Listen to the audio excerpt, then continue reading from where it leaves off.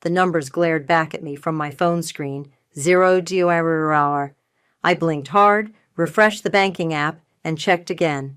Still 0. My hands started shaking as I scrolled through the transaction history, already knowing what I'd find but needing to see it anyway. My name is Valeria, and I just watched 5 years of savings disappear with a single transfer, authorized by the people who were supposed to love me most. More wine, honey? My mother's voice cut through the fog of shock. I looked up from my phone to see her hovering over me with the bottle, that practiced smile of hers firmly in place. Around our dining room table, my father avoided my gaze, suddenly very interested in his pot roast. My sister Eliana sat across from me, practically bouncing in her seat with barely contained excitement. "When do I get it?" Eliana chirped, fork abandoned. "The dealership closes at 8, and Makey's waiting to drive me there." "Get what?" I asked, my voice eerily calm despite the roaring in my ears. "Oh," my mother's face lit up. "We were going to tell you over dessert, but since you asked, we helped Eliana with the down payment for her dream car, that convertible she's been wanting. Isn't it wonderful?" The room started spinning. "Helped her how?" "Well," my father finally spoke, still not meeting my eyes. "Your mother and I are co-signers on your savings account, from when you were younger. And since you're so good with money, so responsible, you took my house down payment." The words fell like stones between us. "You took $80,000, my entire savings, and gave it to Eliana for a car?" "Don't be dramatic," my mother sighed, setting down the wine bottle. "You're the strong one, Vale. You always land on your feet. Eliana needs this boost right now, especially after her rough year." "Rough year?" I laughed, the sound sharp enough to make my father wince. "You mean when she quit her third job in 12 months because her boss didn't appreciate her potential? That's not fair." Eliana slammed her hand on the table. "You don't know what it's been like for me. Just because you're Little Miss Perfect with your fancy office job." "I worked for that money," my voice cracked. "Every overtime shift, every bonus, every raise. I saved everything for 5 years. That was my future you just handed away." "You'll make it back in no time," my mother waved dismissively. "Besides, family helps family. You wouldn't want your sister driving something unsafe, would you?" I stood up so quickly my chair toppled backward.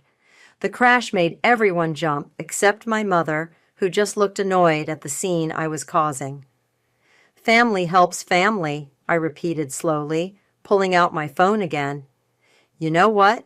You're right. Let me help by showing you exactly what family does." I stepped away from the table and dialed the number I'd saved months ago, but hoped I'd never need to use. "Lewis Martin's office," a voice answered. "This is Valeria McGee. I need to speak with Lewis about proceeding with that case we discussed."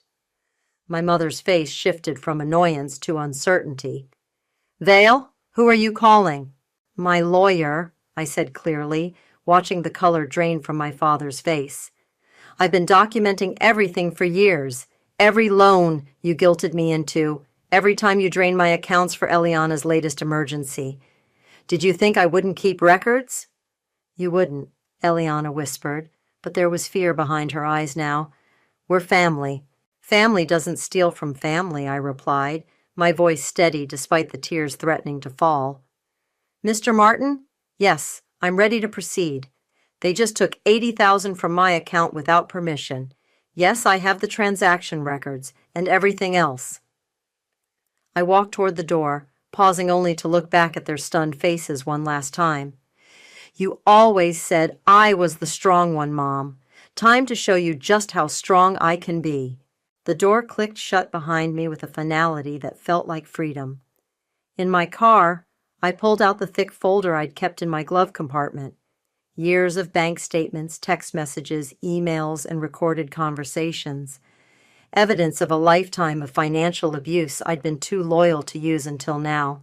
My phone buzzed with panicked texts from my family, but I ignored them all. Instead, I opened my email and sent the message I'd drafted months ago, addressed to my parents and sister, with Lewis CC'd. This serves as official notice of legal action regarding unauthorized access and transfer of funds, as well as documentation of systematic financial exploitation. You have 24 hours to return my money in full before my lawyer files the paperwork. Choose carefully. I hit send and felt something shift inside me, the last thread of obligation snapping clean. They thought they knew what I was capable of. They were about to find out how wrong they were. My phone hadn't stopped ringing since I left the house. I watched my mother's name flash across the screen for the 20th time as I sat in my friend Audrey's living room, nursing a much-needed glass of wine. "You should answer it eventually," Audrey said, curled up on her couch. "At least to hear what excuse they come up with." I took a deep breath and hit accept. Immediately, my mother's voice filled the room. I'd put it on speaker so Audrey could witness whatever manipulation was coming. "Valeria Marie, how dare you threaten us with lawyers?" she hissed. "After everything we've done for you." "Everything you've done for me?" I cut in. "Like what, Mom? Taking my first car payment money for Eliana's prom dress? Or maybe you mean the time you emptied my Christmas bonus to pay off her credit cards?" "That's different. She needed—" "No," I interrupted again, surprising myself with how steady my voice remained. What she needed was consequences. What she got was my money. Again. "Your father is sick over this." She switched tactics, her voice dropping to that guilt-inducing whisper I knew so well. "He can barely eat. Is that what you want? To hurt your family?" "Put Dad on the phone, then." A shuffle, and my father's voice came through, weak and pleading. "Princess, please. We can work this out as a family. No need for outsiders." "Like you worked out taking my house deposit without even asking me?" We were going to pay you back," he stammered. "Once Eliana gets settled in her new job." I couldn't help but laugh.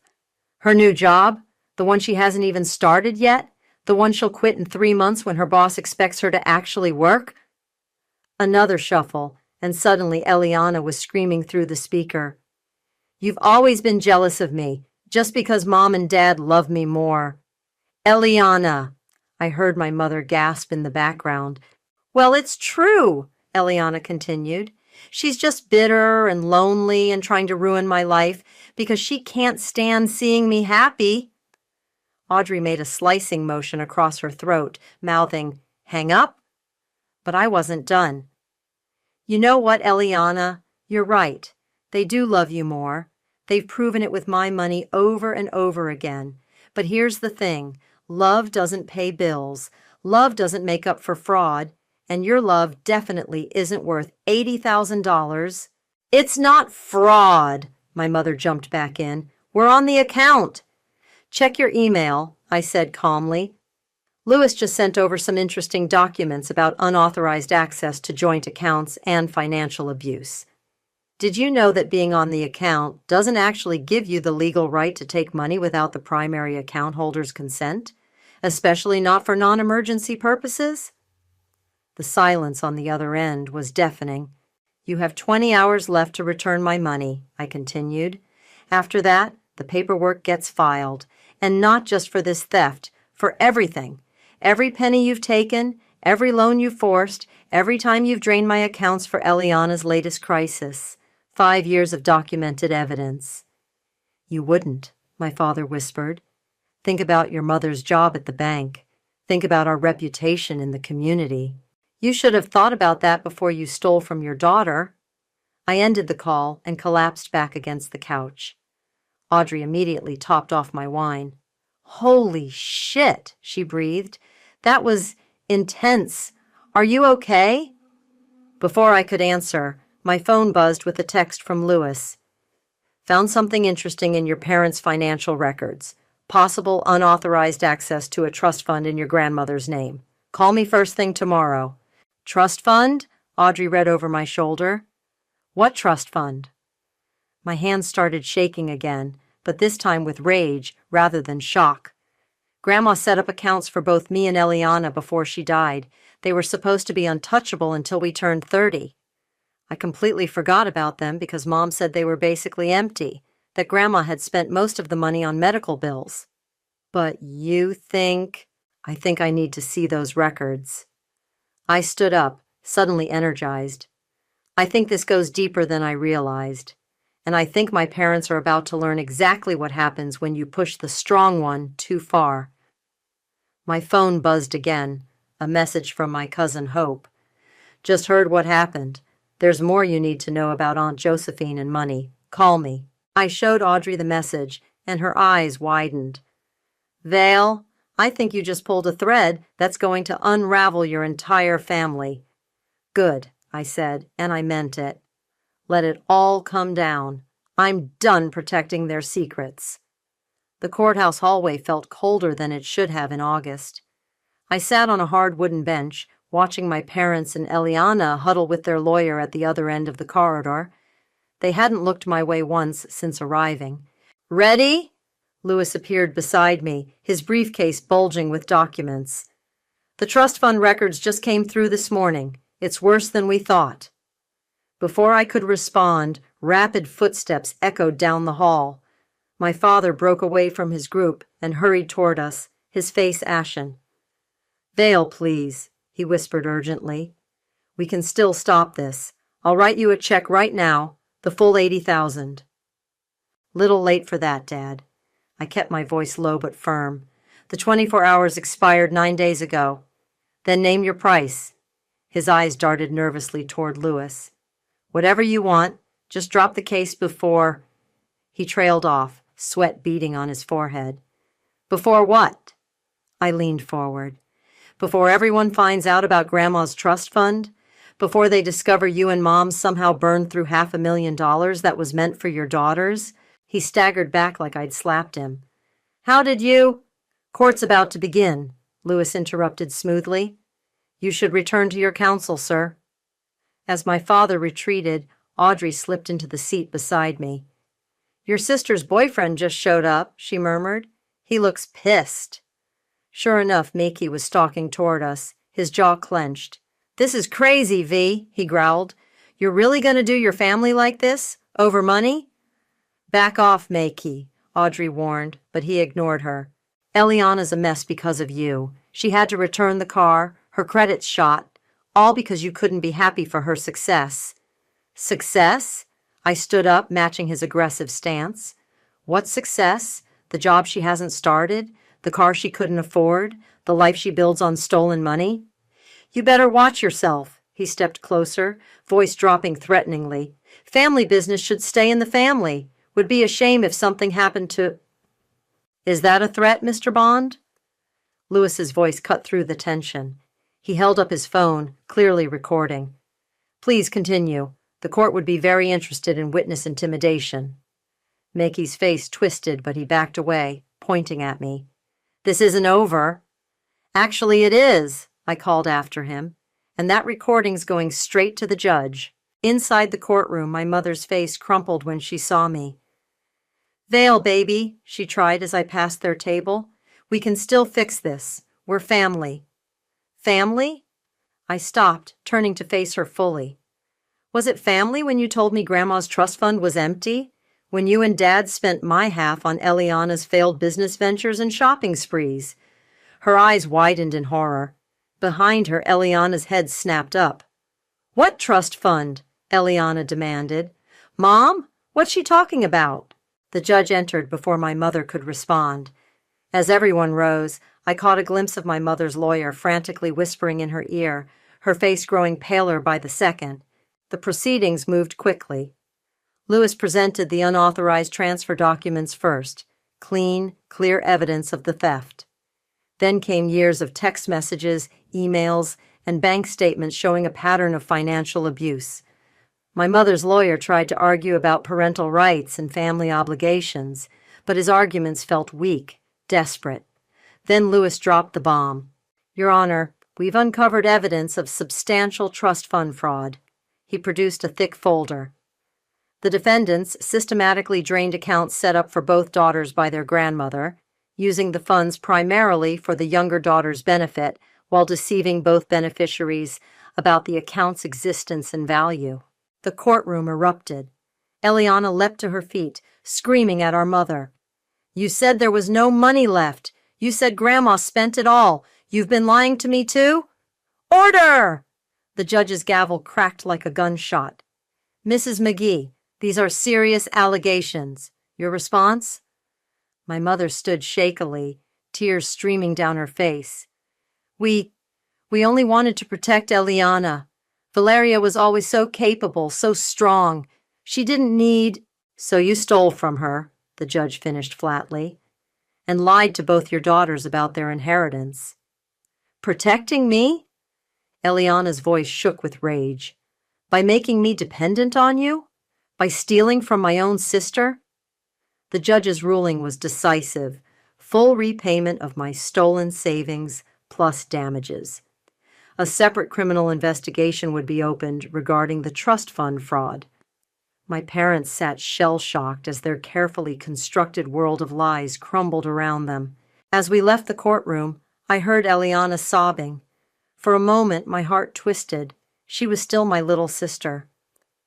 Then I remembered every time they'd drained my accounts, every lie, every manipulation.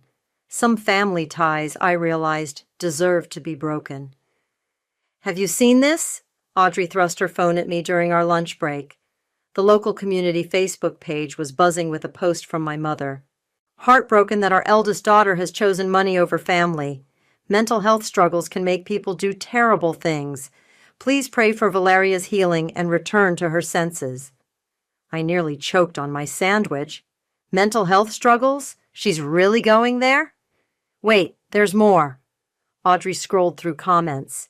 Eliana's been responding to everyone, painting you as unstable and jealous. But look at the reactions. Most people weren't buying it. Comments flooded in from old classmates, former co-workers, even distant relatives, all sharing their own stories of my mother's manipulations and Eliana's entitled behavior. My phone buzzed with a text from my cousin Hope. Family reunion at Aunt Linda's this weekend. They're trying to rally everyone against you. Don't let them control the narrative. You have to go, Audrey insisted when I showed her the message. Stand your ground. Saturday afternoon found me walking into Aunt Linda's backyard, head held high despite my churning stomach. Conversation stopped as I approached. My mother sat holding court among the older relatives, dabbing at her eyes with the tissue.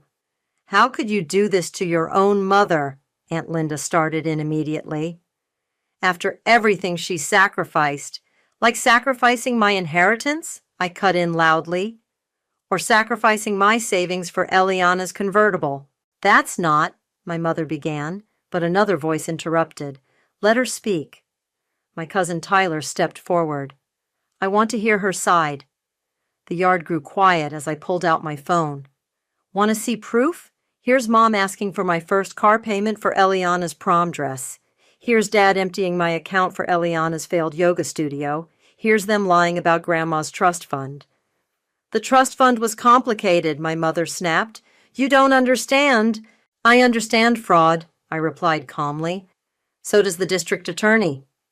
A gasp went through the crowd. Aunt Linda's face reddened. Criminal charges? Against your own parents?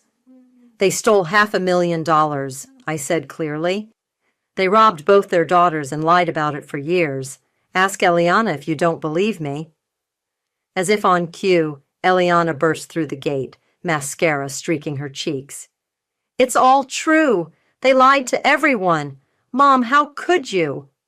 Our mother stood up, reaching for Eliana. Baby, we did it for you. No! Eliana backed away. You did it to me. I could have learned to manage money. I could have grown up. Instead, you made me dependent and entitled, and everyone hates me now. Nobody hates you, I said softly. They just want you to face reality. Reality? Meki appeared behind Eliana, his face twisted with anger. Reality is you destroyed your family over money. Reality is your sister lost everything because of you. Back off, man, Tyler stepped between us. We've all seen how this family operates. Vale's just the first one brave enough to say enough. More relatives moved to stand with Tyler. Aunt Linda sputtered in disbelief as her perfect family gathering dissolved into chaos.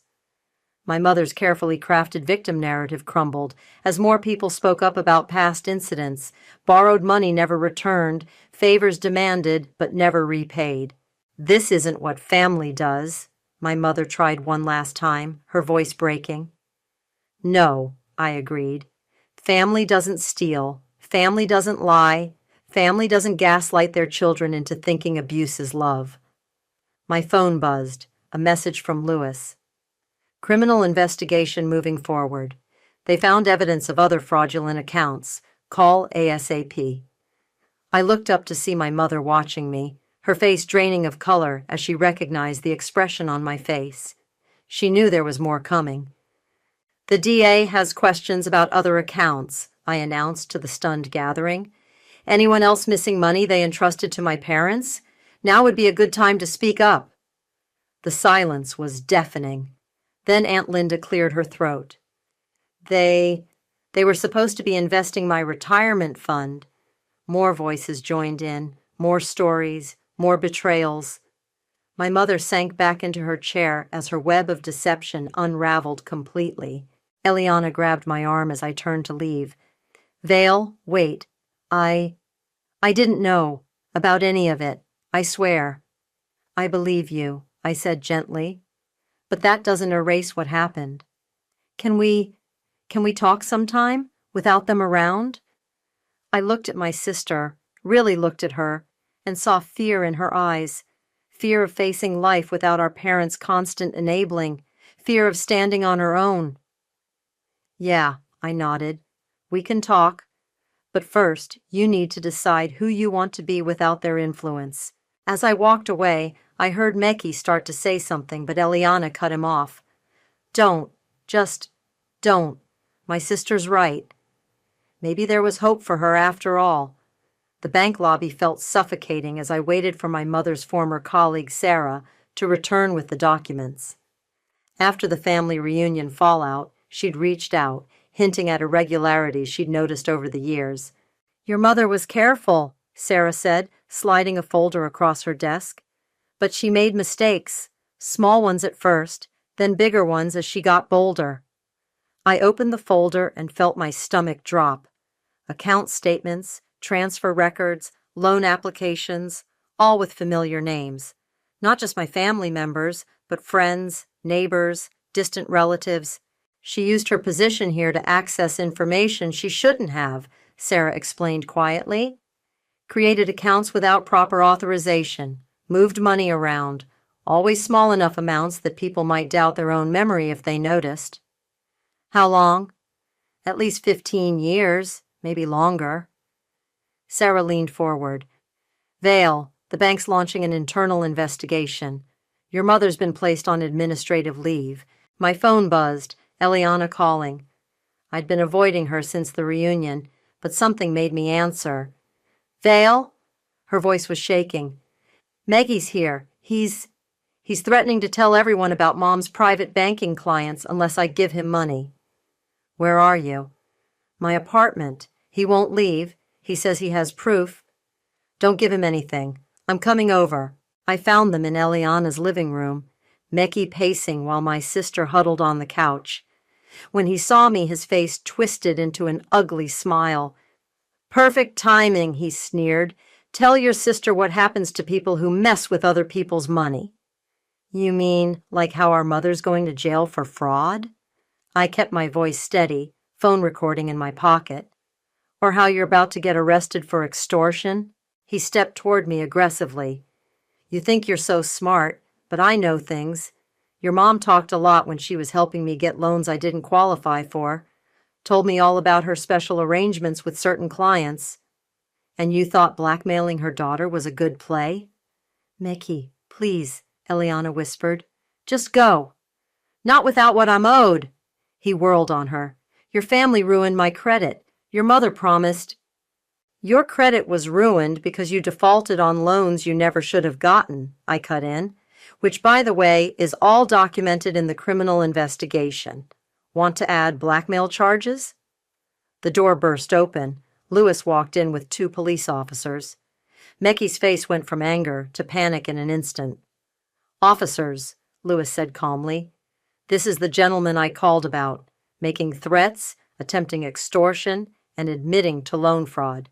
As the police led Mickey away, Eliana broke down. I'm so sorry, she sobbed. I didn't know he was involved with Mom's banking stuff. I didn't know anything. But you suspected, I said gently. Didn't you? All those easy loans, the mysterious account transfers? She nodded miserably. I didn't want to know. It was easier to just take what they gave me. Pretend everything was normal. My phone buzzed again. Sarah sending more documents, pictures of checks, signature cards, loan applications, a web of financial manipulation spanning decades. Mom's going to prison, isn't she? Eliana asked quietly. Probably. Dad, too, if he knew about all this. He had to know. She wiped her eyes. He always knew everything but pretended not to. It was his way of avoiding responsibility. Lewis cleared his throat.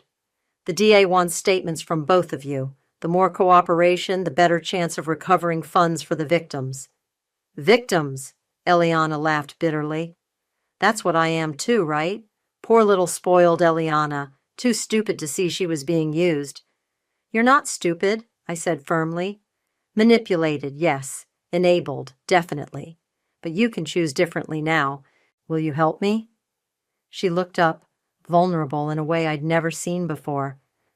I don't know how to be a real person, how to manage money or take responsibility or... I'll help, I promised, but no more lies, no more schemes, and you have to face whatever consequences come from all this. She nodded, then froze as her phone lit up with our mother's number. Don't answer, Lewis advised. Not until... But Eliana had already hit accept, putting it on speaker. How dare you let them arrest Mickey? Our mother hissed. After everything I did to help that boy, you ungrateful... Goodbye, Mom, Eliana said clearly and hung up. We sat in stunned silence until Lewis spoke. That was a smart recording, more evidence of her involvement in the loan fraud. I learned from the best. Eliana gave me a weak smile. Vale's been documenting everything for years. Speaking of documentation, I pulled out Sarah's folder. Wait until you see what else Mom's been up to.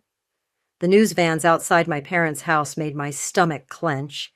I hadn't planned on this becoming public, but after the bank's investigation revealed over $2 million in fraudulent transactions, it was inevitable. Miss McGee, a reporter rushed toward my car. Can you comment on your mother's arrest? I kept walking, Audrey flanking me protectively.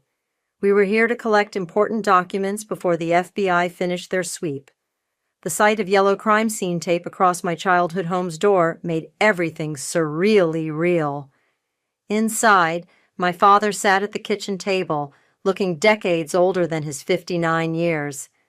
They took her away in handcuffs, he whispered, in front of everyone.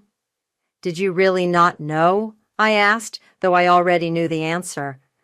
All these years? He crumpled a tissue in his trembling hands.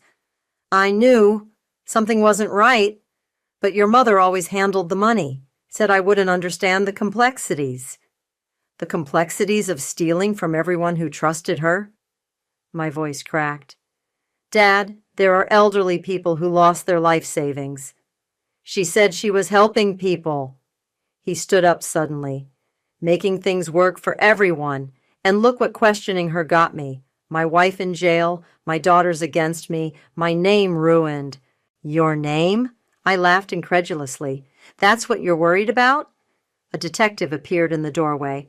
Mr. McGee, we need to discuss these account statements we found in your office safe. My father's face went ash gray. I can explain. Save it for your lawyer, the detective said flatly. You're going to need one. As they led my father away for questioning, my phone buzzed with a text from Eliana. Reporter offering $50K for exclusive interview. What should I do? Don't, I texted back. Nothing good comes from selling this story. But we could help pay back some of what Mom stole. She had a point. The victims, God, it was still hard to think of our family friends that way, deserved whatever restitution they could get. My phone rang. Lewis. Vale, they're offering you a deal. What kind of deal?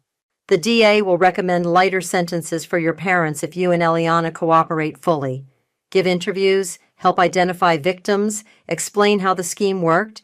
They want to use this case to educate people about financial abuse. I sank into a kitchen chair, surrounded by the debris of my parents' life. Photo albums, birthday cards, family vacation pictures, all tainted now by the knowledge of where that money really came from. Vale? Audrey touched my shoulder. There's someone here to see you. Mrs. Peterson, my old piano teacher, stood in the doorway. She looked smaller than I remembered, more fragile. I had to come, she said softly. When I heard about the investigation, your mother was handling my retirement account. My heart sank. Mrs. Peterson, 30 years of teaching savings, she continued, her voice breaking. Gone. She said she was investing it safely. I trusted her because of you, because she raised such a responsible daughter. The guilt hit me like a physical blow. How many others had trusted my mother because of our family's reputation? I'm so sorry, I whispered. We're doing everything we can to help recover. I know you are, dear. She reached for my hand. That's why I came, to tell you not to feel guilty. You exposed the truth. That's worth more than money. My phone buzzed again, a news alert this time. My mother's booking photo stared back at me, alongside headlines about the scope of her fraud.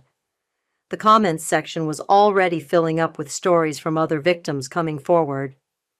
The DA's office needs your answer about the deal, Lewis reminded me gently. I looked around the kitchen one last time, at the family photos, the Bible verses on the wall, all the carefully curated images of perfect family life that had hidden so much darkness. Tell them yes, I said finally. The truth needs to come out, all of it. Mrs. Peterson squeezed my hand. You're doing the right thing. Am I? I asked quietly. Because it feels like I'm destroying everything. No, dear, she said firmly. Your mother destroyed things.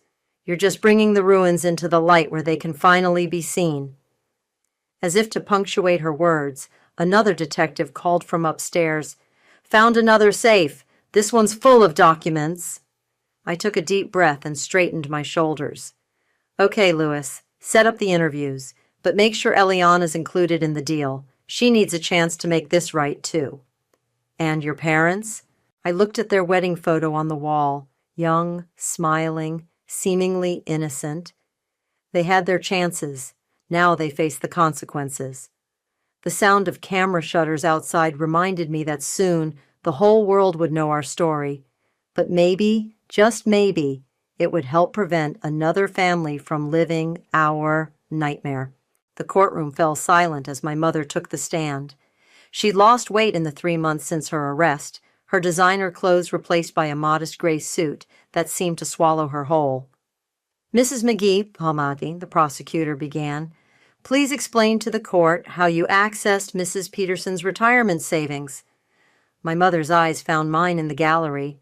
I didn't look away. I suggested she consolidate her accounts with me for better returns. And what happened to that money? She twisted her hands in her lap. I needed it for other investments. You mean your daughter Eliana's failed businesses, her car payments, her credit card debt? I was trying to help my children. My mother's voice rose defensively. Everything I did was for my family.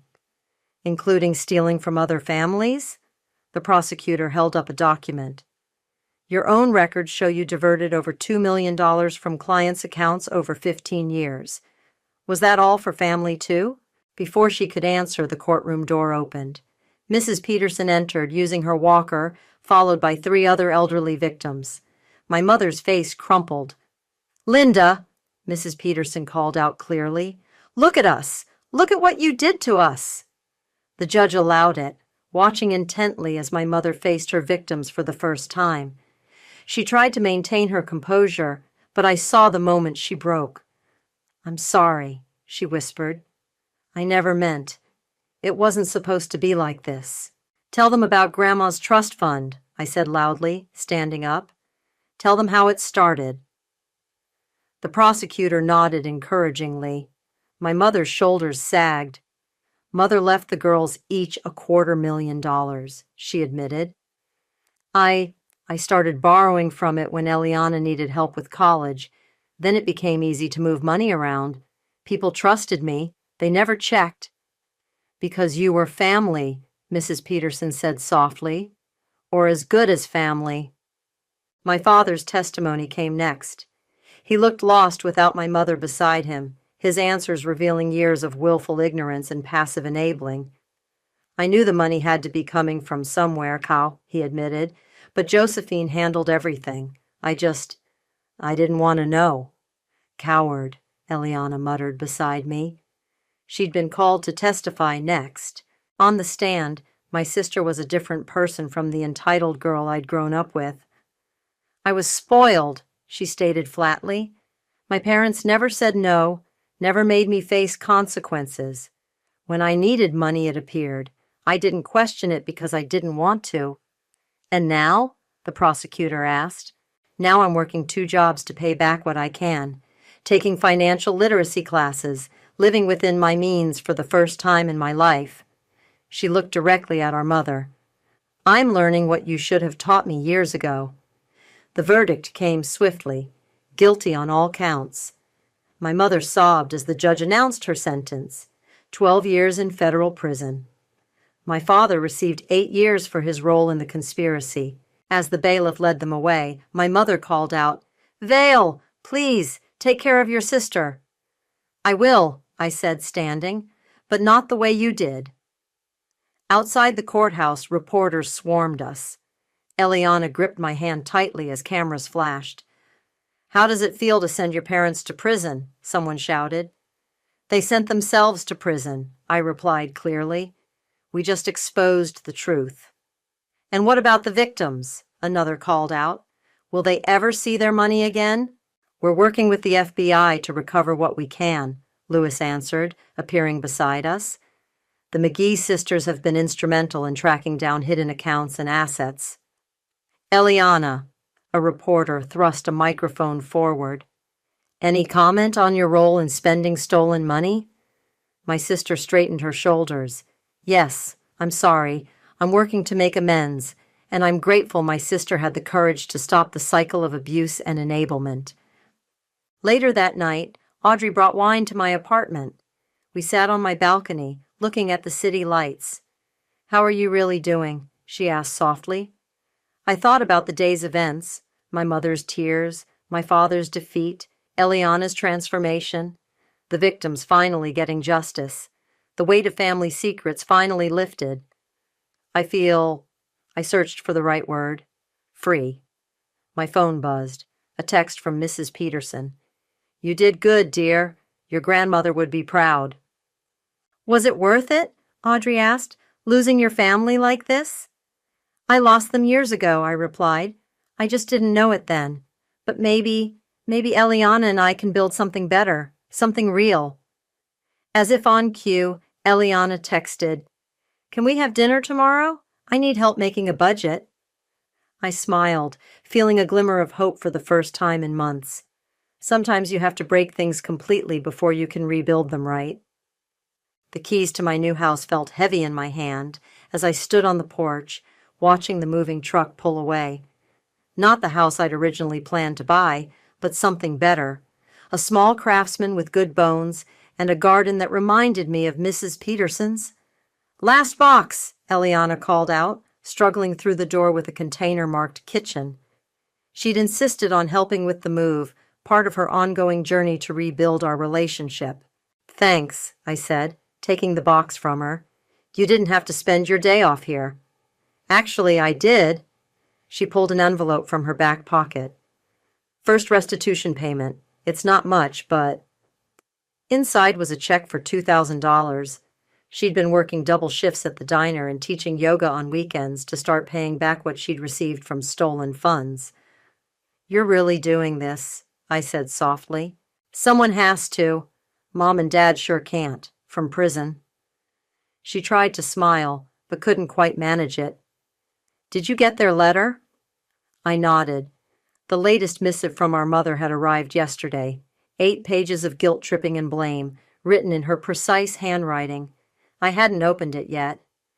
Want to read it together? I offered. We sat on my new porch steps, shoulders touching as I unfolded the pages. Dearest Vale, I read aloud, by now you must see how your actions have destroyed this family. Your father's health is failing. The other inmates treat me terribly. If you had just kept quiet. Classic mom, Eliana snorted, still trying to make it your fault. And now poor Eliana is working as a waitress, I continued. Is that what you wanted? To see your sister reduced to serving others? Reduced? Eliana grabbed the letter. I'm earning honest money for the first time in my life. I'm paying my own rent. I'm actually proud of myself. A car pulled up to the curb. Audrey, carrying takeout bags. Behind her, Mrs. Peterson emerged from the passenger seat. Hope you don't mind, Audrey called out.